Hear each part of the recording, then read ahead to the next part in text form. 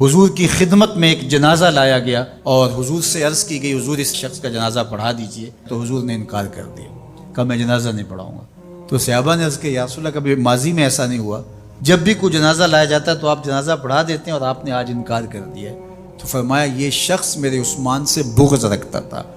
اور اس کو اللہ نے بھی اپنی رحمتوں سے محروم کر دیا ہے۔ حضور نے اس شخص کا جنازہ نہیں پڑھایا جو مبغض عثمان غنی ہے۔ تو اب آپ اندازہ کیجئے وہ کتنا بدبخت شخص ہے جو حضرت عثمان سے بغض اور دشمنی رکھتا ہے۔ عثمان غنی وہ ہیں جس سے اللہ کے فرشتے بھی حیا کرتے ہیں،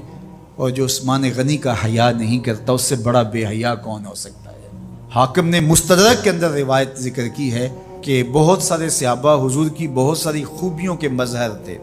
اور سب سے زیادہ حضور کے خلق کے مشابہ حضرت عثمان غنی رضی اللہ تعالیٰ،